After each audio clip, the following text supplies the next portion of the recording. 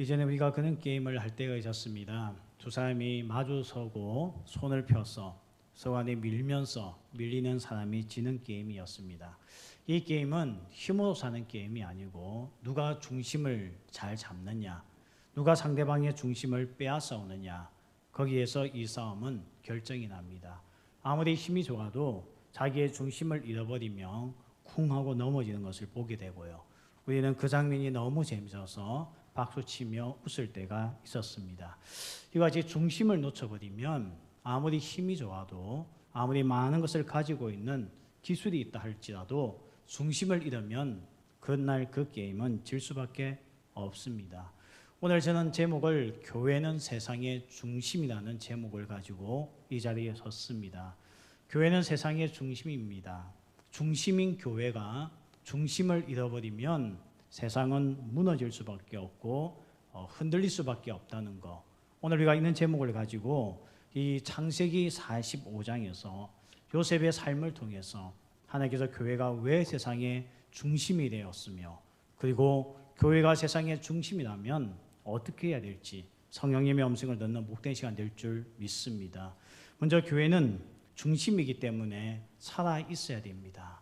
교회가 살지 아니하고는 세상이 살 수가 없고 나라가 살 수가 없다는 겁니다. 오늘 우리가 읽었던 본문에 보면 요셉이 형들과 재회하였고 그 재회는 용서가 이루어졌고 그리고 입맞춤을 맞추고 그리고 눈물을 흘리는 장면을 우리가 45장에서 보게 되어집니다. 이렇게 형제들이 요셉을 만나서 이는 아름다운 만남을 가지고 서로 간에 눈물을 흘렸던 이 눈물의 소리가 궁궐 밖으로 나가면서 오늘 우리가 읽었던 본문에 보면 16절에 요셉의 형들이 왔다는 소문이 바로의 궁에 들리매 바로와 그의 신하들이 기뻐했다고 말씀하고 있습니다. 여기서 우리가 질문을 던질 수밖에 없습니다. 요셉이 형제들과 만나 재회한 그 기쁨이 왜 애굽 모두의 기쁨이 되겠습니까? 오늘 이 기쁨은 모두에게 기쁨이 된다는 것이 우리에게 오늘 포인트로서 주어지고 있다는 겁니다. 오늘 이 12명의 아들은 교회를 상징합니다. 구약의 교회가 이 야곱의 12아들입니다. 이 12아들은 분열과 서로 간의 반목과 대적과 갈등 가운데 있었지만 이 12아들이 사랑으로서 뭉치고 하나가 되고 화목한 관계를 보였을 때에 이 12명의 기쁨이 그들만의 기쁨이 아닌 바로 왕과 그의 모든 애굽 전역의 기쁨이 되었다는 것입니다. 올림픽을 보고 계시죠? 올림픽을 보면서 한국 이겨라 하고 열심히 외칠 겁니다. 한국이 금메달 따야 기쁘지 일본이 금메달 땄다고 우리가 기쁜 것은 아닙니다. 오늘 이 12아들의 이 기쁨이 왜 애굽 땅의 기쁨이 됩니까? 저는 이 말씀이 참 이해가 되지 않았습니다. 그냥 그들의 문제였고 그들만의 해결책이었는데 이게 왜 바로와 그의 신하들과 애굽 전역에 기쁨을 가져다 주는 굿뉴스가 되겠습니까? 여기에 하나님의 메시지가 있다는 겁니다. 결국 교회가 회복되어지고 교회가 기쁨이 넘치고 교회가 교회다워질 때에 교회 성도들만 기쁜 것이 아니고요. 이 세상 모두가 다 기뻐한다는 것을 우리에게 보여주고 있다는 것입니다. 이만큼 교회가 중요하다는 겁니다. 유럽의 역사를 보십시오. 서구에서 일어났던 역사들을 보면 러시아는 공산당 중심으로 혁명을 일으켰고 프랑스도 마찬가지로 코민을 통해서 그들만의 혁명을 일으키면서 자유를 부르짖었습니다.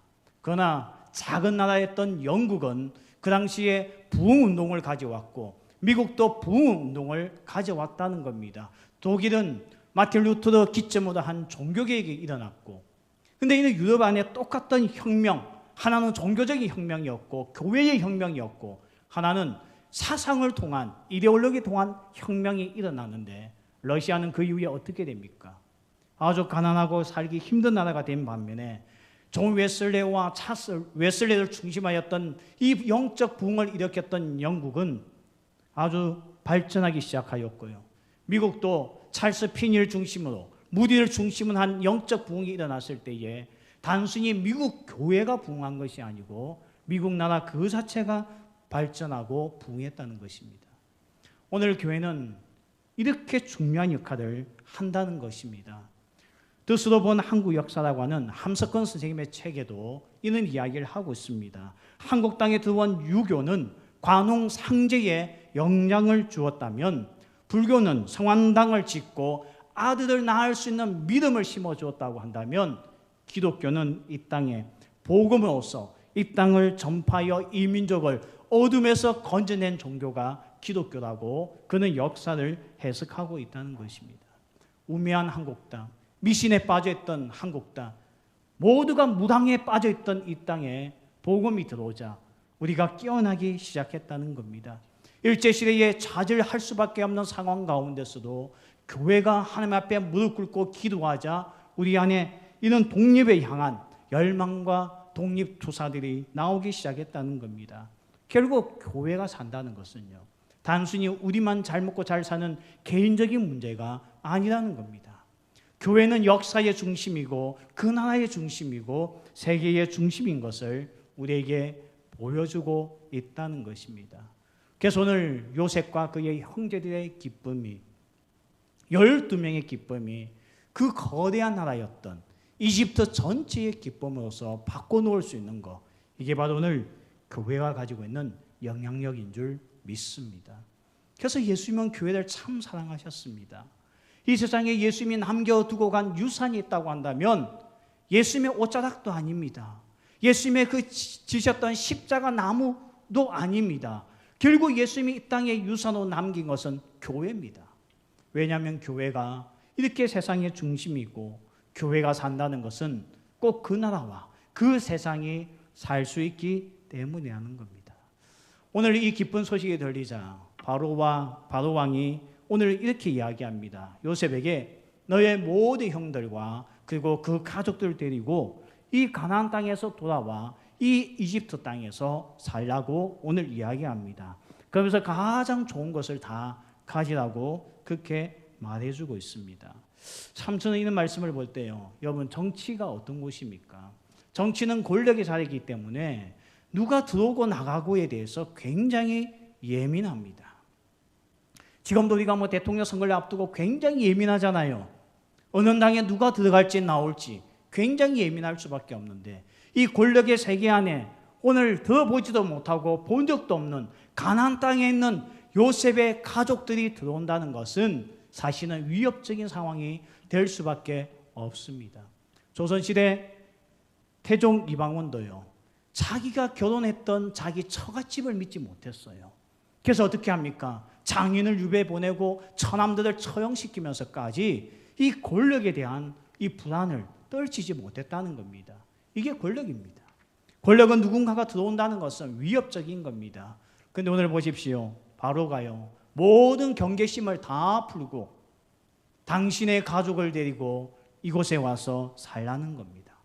가장 좋은 것을 다 내어주겠다고 하는 바로 왕의 이 한마디는 정말 엄청난 이야기입니다.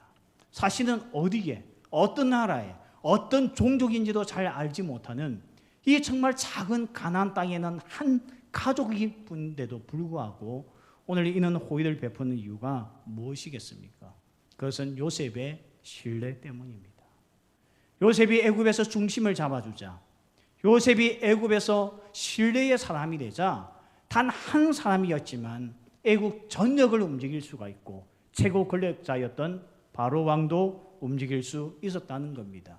오늘 우리가 읽지는 않았는데요, 45장 8절 말씀을 함께 보겠습니다. 창세기 45장 8절에 보면 이 애굽이 요셉을 어떻게 평가하고 있는지, 어떻게 생각하고 있는지 이 말씀이 우리에게 그것을 증언해 주고 있습니다. 우리 45장 8절 우리 함께 읽겠습니다. 그런즉 나를 이리로 보내니는 당신들이 아니요 하나님이시라. 하나님이 나를 바로에게 아버지로 삼으시고 그 온 집의 주로 삼으시며 애굽 온 땅의 통치자로 삼으셨나이다. 세 가지를 이야기하고 있습니다. 요셉은 누굽니까? 이 애굽 땅의 요셉은 누굽니까? 바로 밑에 있는 비서가 아닙니다. 바로 왕의 비서가 아닙니다. 오늘 말씀에 보면 바로 왕의 아버지였습니다. 얼마나 그의 권위와 그의 영향력이 컸으면 바로가 요셉을 아버지로 여겼다는 거예요. 두 번째는 어떤 존재로서 소개하고 있습니까? 그 온 집의 주가 되었다는 겁니다. 애굽의 주인이 누굽니까? 바로 왕 아닙니까? 근데 바로가 이 주권을, 주인이라고 하는 이 주권을 요셉에게 넘겨주었다는 겁니다.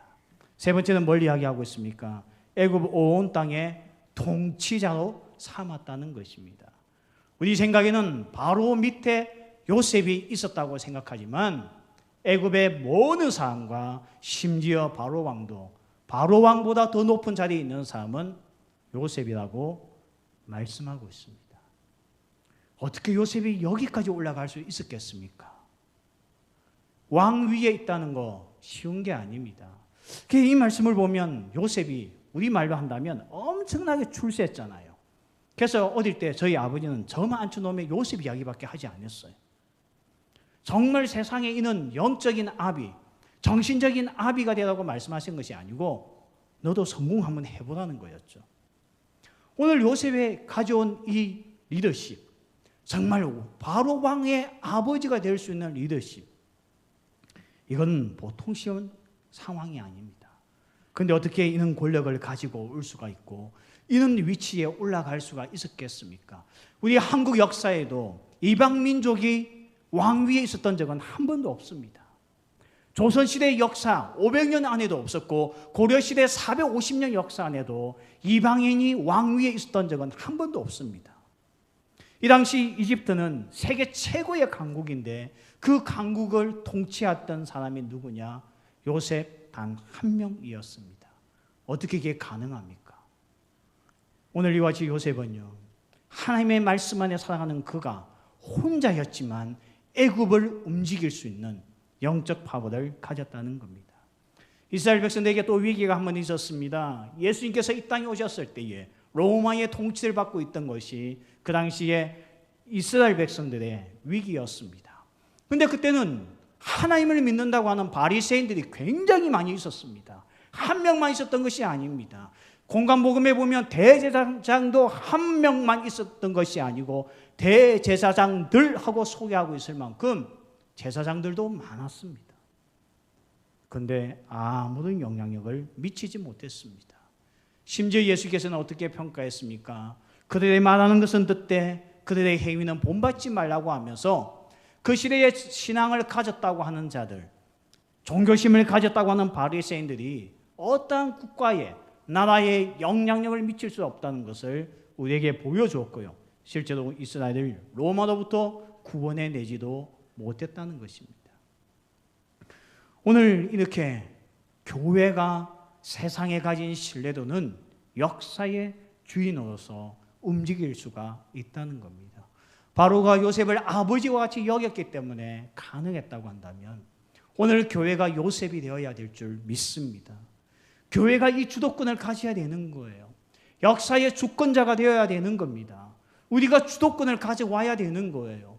우리가 이 땅의 아버지가 되어야 된다는 것입니다. 그런데 2017년도에 기윤실에서 이 교회의 신뢰도에 대한 설문조사를 하였습니다. 기윤실은 매년마다 신뢰조사를 하고 있는데요. 2008년도부터 17년까지 나와 있는 통계를 보니 교회의 신뢰도는 20%를 넘은 적이 한 번도 없습니다. 세상의 교회를 이제는 신뢰하지 않습니다. 요셉과 같이 여기지 않는다는 겁니다. 우리나라의 모든 문제를 교회가 아버지가 되어서 통치하고 가르쳐주고 지도해 줄 것에 대한 신뢰도는 20%도 되지 않는다는 겁니다. 그러면 누가 그 위에 있겠습니까? 교회보다 아버지의 역할을 누가 하고 있겠습니까? 기윤실이 보도한 2017년도의 통계에 보니 참 충격적이게 캐톨릭이 32%고요. 그리고 교회 위에 아버지의 역할을 누가 하고 있는가 봤더니 불교가 하고 있습니다. 이제 교회는 더 이상 한국 땅의 역사에 아버지의 역할을 못하고 있다는 거예요. 이 신뢰도가 얼마나 바닥을 치고 있는지 모릅니다. 심지어 목회자들에 대한 신뢰도는 교회에 대한 신뢰도와 거의 맞먹을 만큼 바닥을 치고 있는데요. 왜 세상은 교회를 신뢰하지 않을까? 그 원인에 대한 이 기윤실의 이 연구에 보니까 불투명한 교회 재정 사용에 대한 불신이 가장 큰 문제가 되었다는 겁니다. 쉽게 말하면 교회 안에 있는 살림도 살지 못하면서 무슨 세상에 있는 사람들의 아버지의 역할을 할 수 있겠느냐 하면서 교회는 지금 이 신뢰도를 빼앗기고 있다는 겁니다. 도리어 46%의 신뢰도는 시민단체가 가지고 있다는 거죠. 이제는 교회보다 시민단체의 목소리가 더 신뢰가 가고, 시민단체가 한마디 하는 것이 법이 되고, 시민단체가 한마디 하면 어떤 것도 정치인들도 멈추는 이런 시민단체가 이제는 한국 땅의 중심이 되었다는 겁니다. 우리는 이런 통계를 볼 때마다 우리는 가슴 치고 아파야 됩니다. 하나님께서 왜 우리를 애굽 땅에 불렀습니까? 왜 우리를 처음부터 천국에 불러서 모든 사람들이 예수님을 믿는 그 땅에 살지 아니하고 왜 우리를 애굽 땅에 보내었습니까? 그 이유는 애굽 땅에서 고생하는 것이 아니고요, 아버지가 되라는 것입니다. 통치자가 되라는 것입니다. 바로의 아버지가 되라는 거고 이 땅의 주인이 되라는 것입니다. 그런데 언제부턴가 한국 교회가 이 신뢰도가 바닥을 치면서 우리가 이제 한국 땅에, 한국 역사에 아버지 역할을 하지 못하고 있다는 것, 이것이 오늘 우리에게 참 충격이 될 수밖에 없다는 겁니다. 시민단체보다도 못한 교회, 이 모습에 대해서 우리는 우리 자신을 돌아보며 회개해야 되는 줄 믿습니다. 요셉은요, 단 한 명이었습니다. 한 명, 하나님 앞에 껴있는 단 한 명의 영향력이 이 정도라고 한다면 오늘 교회가 소수라 할지라도 우리가 정말 하나님 앞에서 껴있다고 한다면 역사를 움직이는 통치자요, 우리가 이 땅의 아버지가 될 수 있는 줄 믿습니다. 정말 우리 석포교회는 표가 너무너무 매력적이고 너무너무 좋습니다. 처음에 왔을 때 제가 주보를 보면서 이 표를 보고 감동을 받았습니다. 건강한 그리스도의 몸이 되자. 그렇죠. 건강한 교회가 되자는 거죠. 건강한 교회가 되어서 무엇을 하겠다는 겁니까?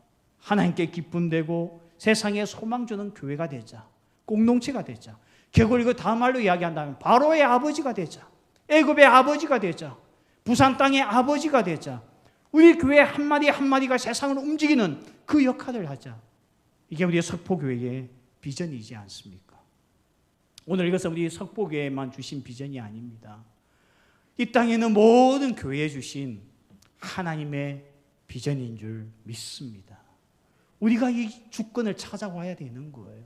우리가 주도권을 가져와야 되는 겁니다. 우리가 이 땅의 아버지가 되어야 된다는 겁니다. 그런데 오늘 이는 신뢰도를 만들어내기 위해서 요셉이 아무것도 하지 않았느냐? 그렇지 않습니다. 오늘 우리가 읽었던 본문에 보면 두 가지를 발견할 수 있는데요, 이 두 가지가 교회가 지켜나간다고 한다면 다시 우리는 이 땅에 아버지가 될 수 있는 줄 믿습니다. 우리가 통치자가 될 수 있다고 저는 믿습니다. 그 첫 번째가 뭔가 하면 교회 안의 문제는 우리 안에서 해결해야 된다는 것입니다. 요셉에게는 문제가 있었습니다. 요셉이 있던 그 12명의 교회 안에는 문제가 심각했습니다. 정말 살인까지 갈, 동생을 죽이고자 하는 그런 정말 살인까지 갈 수 있는 그런 공동체의 문제가 있었습니다.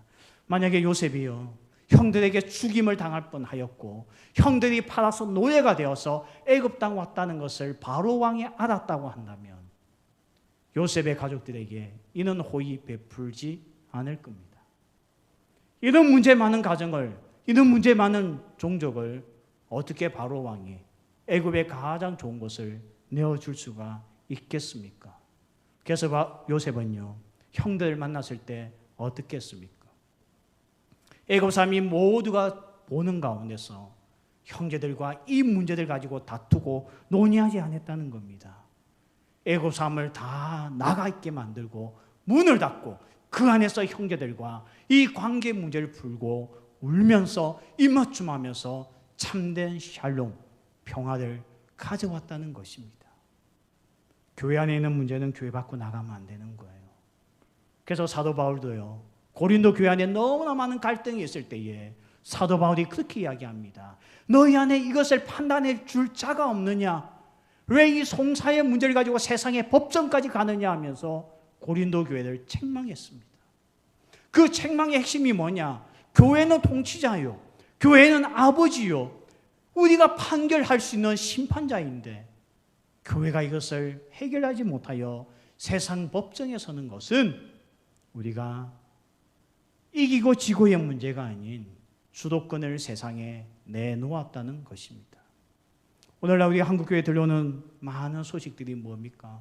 교회 안에 문제만 생겼다면 전부 다 세상 법정으로 다 가져갑니다. 세상의 법정의 판결을 가지고 교회 문제를 해결하려고 하는 게 지금 우리의 모습입니다. 요셉은 엄청난 문제를 안고 있었습니다. 오히려 그가 애굽 땅에서 겪었던 보다 더 비참하고 잔인한 것은 형제들 안에 있었습니다. 그런데 오늘 요셉은 그 문제를 어떻게 해결했습니까? 용서하고 사랑하고 감싸주면서, 그리고 애굽 사람이 이 사실을 알지 못하게끔 다 그가 있던 방에서 내보내고 이 문제를 해결했는데, 오늘 왜 한국 교회 안에는 문제가 생길 때마다 계속해서 세상 법정에 나가서 이 문제를 해결하고자 하는지? 이것은 누가 이기느냐 졌느냐의 문제가 아닙니다. 이것은 교회가 더 이상 이 세상에 아버지의 권위를 잃어버렸다는 것을 이야기하고 있는 겁니다. 요셉은 그렇게 하지 않았다는 겁니다. 사람이 모이는 곳에 왜 문제가 없겠습니까? 교회가 언제 시험 쳐서 들어옵니까? 교회가 언제 MBTI 검사해서 마음에 드는 사람만 뽑습니까? 아닙니다. 상처 많은 자, 고통받는 자, 정말 온 세상에 이 교회만큼 복잡한 사람들이 모이는 곳이 없습니다. 지금도 한 집안에 3대가 사는 집안은 없습니다. 교회는요 4대가 함께 살고 있습니다. 이는 구조가 어디 있습니까? 그니 당연히 세대 차이 때문에 갈등이 있을 수 있고요, 정말 역사에 대한 경험이 달라서 우리 안에 갈등할 수도 있습니다. 그러나 갈등이 있느냐 없느냐가 중요한 것이 아니고, 어떠한 갈등이 있다 할지라도 우리 안에서 해결할 수 있는 성령 하나님의 중재가 있다는 이 믿음이 필요하다는 것입니다. 그래서 어떻게 해야 됩니까? 요셉과 같이 용서의 마음을 가지고 덤벼들어야지. 용서의 마음보다 이기고자 하는 마음을 가지고 덤벼든다고 한다면 결국은 세상의 법정 앞에 가서 이 문제를 내놓을 수밖에 없다는 것입니다. 정말 이 사람의 생각은 너무 다양하더라고요. 이분 이야기 들어보면 이분 말이 맞아요. 그렇죠.